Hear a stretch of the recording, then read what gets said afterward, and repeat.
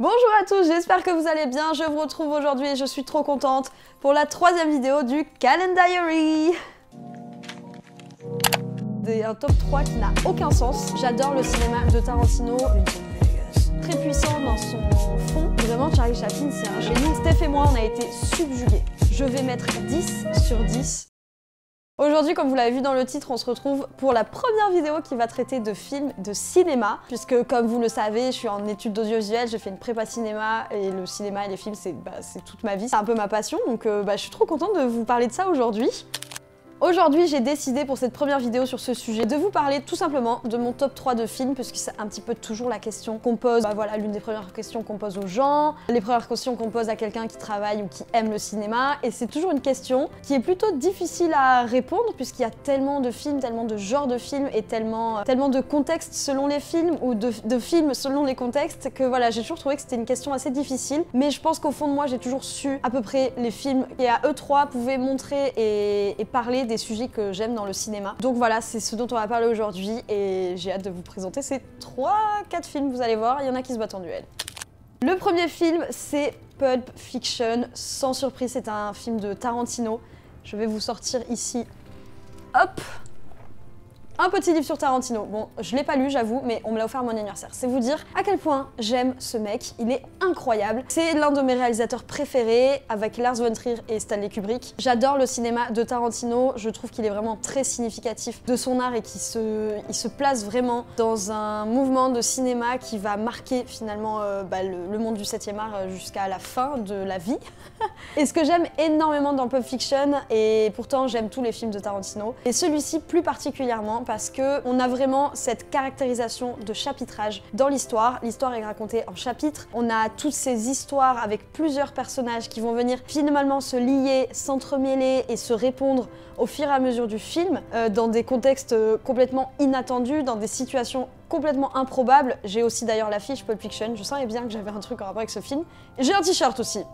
Voilà, Pulp Fiction, ça a vraiment ouvert une porte à la création sur cette idée de chapitrage de films, de segmentation, de lier les histoires, de travailler plus profondément ces personnages qui sont finalement à eux seuls l'allégorie de ce qu'ils incarnent, l'allégorie de la violence, l'allégorie du vol. Voilà, on a tous ces personnages qui ne font pas que incarner un personnage, mais qui incarnent aussi une idée et un cinéma en soi en fait. Et ce que j'adore aussi dans ce film, c'est le Tarantino en fait, parce que vraiment, dans les films de Tarantino, on a toujours cette violence extrême. Si vous connaissez son cinéma, c'est quelque chose qui le caractérise à 100%. Et dans ce film-là, c'est amené d'une façon... C'est linéaire en fait. J'ai l'impression que un peu dans tout le film, il y a des petits trucs de violence, mais toujours cette violence qui est amenée d'un truc complètement loufoque. Et j'ai l'impression que c'est un peu... J'allais dire non, le seul film. Non, pas vraiment. Avec Once Upon a Time in Hollywood, ces deux films sont vraiment des violences complètement loufoques en fait. On est vraiment dans une histoire où on a au départ ces deux personnages qui sont en train de préparer leur braquage du restaurant dans lequel ils sont. On se rend compte plus tard que derrière eux, dans la salle, il y a un mec avec une valise qui est donc, il me semble que c'est Vincent Vegas. Voilà, qui est avec cette valise qui à la fin va contenir finalement on ne sait quoi. Il me semble qu'on ne sait jamais ce qu'elle contient. Et en fait, ils vont commettre un braquage qui va être violent, mais qui va être complètement tiré par les cheveux, avec vraiment, genre, ils ont pas du tout des têtes de braqueurs qui font peur, et je trouve ça génial justement d'avoir joué là-dessus. I love you, pumpkin. I love you, honey bunny. Everybody be cool, this is a robbery! Any of you fucking pricks move! And I'll execute every motherfucking last one of you! Ensuite, on a cette scène dans l'appartement où le mec il va essayer de tirer sur Vincent Vegas et son pote, je sais plus qui c'est. Samuel L. Jackson et John Travolta qui sont dans cette pièce, et t'as les mecs qui tirent partout sauf sur eux. Au final, pour que Vincent Vegas se fasse buter sur les chiottes alors qu'il est en train de chier et de lire un magazine. Enfin vraiment, c'est de l'ultra-violence, mais ultra loufoque en fait, et c'est ça que je trouve merveilleux, parce que il a vraiment... Ça choque les gens, la violence, d'accord? Ça choque les gens, c'est censé les rebuter, et en fait on va voir un Tarantino pour ça. Quand on va voir un Tarantino, on sait qu'il y a un moment ça va péter, il va y avoir de la castagne hard, ça va être hardcore, ça va être trash, mais c'est ça qu'on veut voir et c'est ça qu'on aime voir, parce qu'il amène cette violence d'une façon complètement... C'est au-delà de l'original, c'est complètement... C'est du Tarantino quoi, je veux dire voilà. Du coup voilà, j'ai adoré surtout la scène dans la voiture, avec le coup de feu, enfin c'est vraiment des scènes où tu te dis mais il est fou, il est merveilleux. Ensuite, deuxième film, c'est Le Dictateur de Charlie Chaplin. Oui, comme je vous l'ai dit, c'est vraiment un top 3 qui n'a aucun sens, dans le sens où on parle de Tarantino à Charlie Chaplin, mais la raison pour laquelle il est dans mon top 3, et pourtant j'ai pas vu tous les films de Chaplin et je suis pas férue de ce style de cinéma à 100% non plus, mais quand j'ai vu ce film, et je l'ai vu il y a quelques années, je l'ai pas revu depuis et j'ai toujours eu envie de le revoir. Déjà le noir et blanc, bon, ils avaient pas trop le choix, mais ça rajoute un truc puisqu'aujourd'hui on a que des films en couleur. Ce noir et blanc vieillot, j'allais dire vieilli, mais il est pas vieilli, il est noir et blanc de l'époque avec les machines de l'époque. Ce grain, cette texture de l'image qui est super intéressante et qu'on retrouve plus dans les films d'aujourd'hui et qui a vraiment, il y a une nostalgie dans la forme du film en fait, et c'est ça que j'adore. Cet humour légendaire, cette forme d'humour, un peu comme Buster Keaton, il y a un terme mais j'ai oublié, cet humour de Tramp en fait, vraiment de personnage qui incarne, donc on passe de la violence à l'humour, vous avez vu, qui incarne cet humour qui est complètement loufoque avec des situations mais à tomber par terre, et en plus avec cette critique quand même assez implicito-explicite quand même du nazisme à l'époque.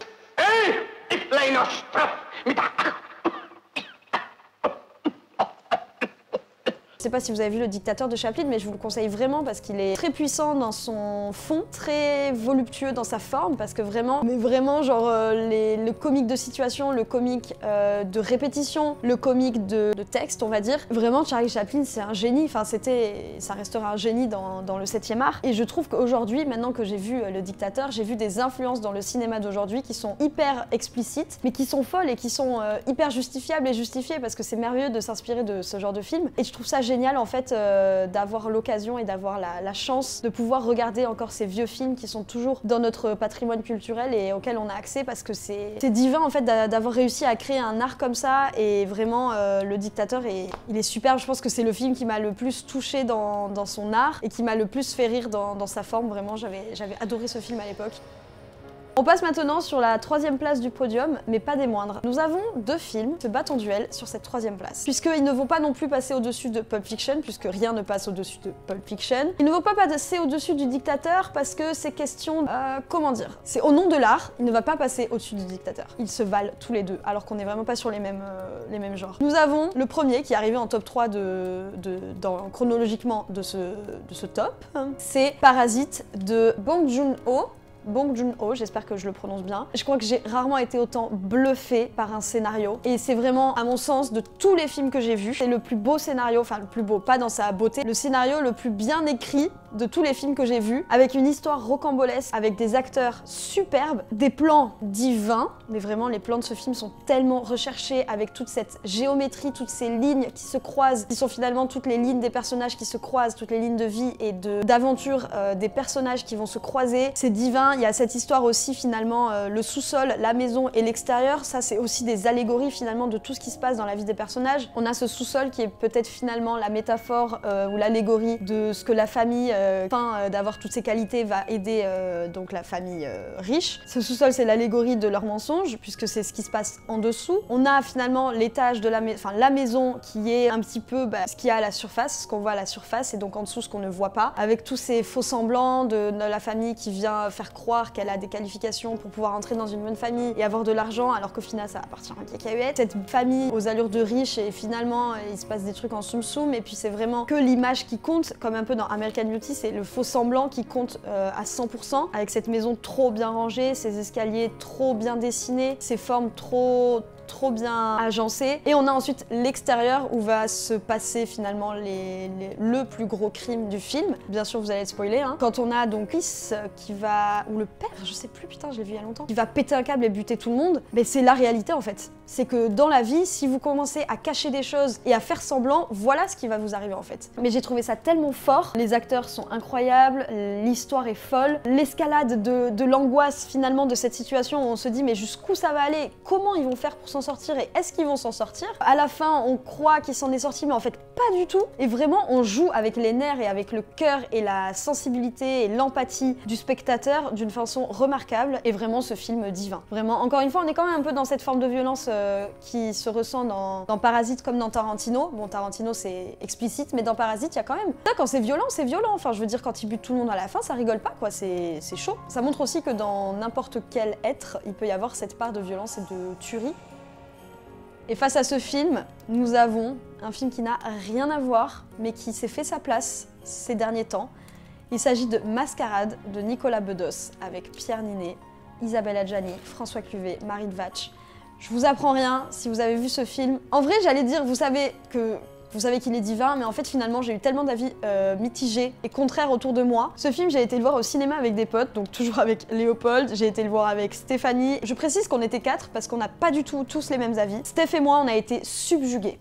Vraiment, moi je vous dis, et c'est rare, je crois que j'ai jamais mis cette note, je vais mettre 10 sur 10 sur Sens Critique. Parce que j'ai été convaincue et ébahie devant les jeux d'acteurs, devant l'imbrication de l'histoire et l'escalade pareil, de l'accélération de l'histoire et de l'intrigue, voilà c'est le mot que je cherchais, et du suspense, il y a quand même une forme de suspense. Le jeu de Pierre Ninet est divin, je crois que c'est dans ce film que je l'ai préféré, parce qu'il y a vraiment toutes les cordes qu'il a à son arc, l'humour, la colère, cet humour loufoque un peu violent, vous voyez, surtout des scènes où il doit être énervé. Et en fait, j'ai adoré ce film par justement cette richesse de genre, puisqu'on a de l'humour complètement. C'est pas loufoque, mais c'est de l'humour de situation. En fait, on dirait que les gens sont drôles à leurs dépens. En fait, c'est leur situation qui nous fait rire et c'est leurs vrais comportements qui sont risibles en fait. Et c'est ce que j'ai adoré. Les plans sont super beaux. Il y a vraiment un esthétisme hyper intéressant. J'ai adoré ce film.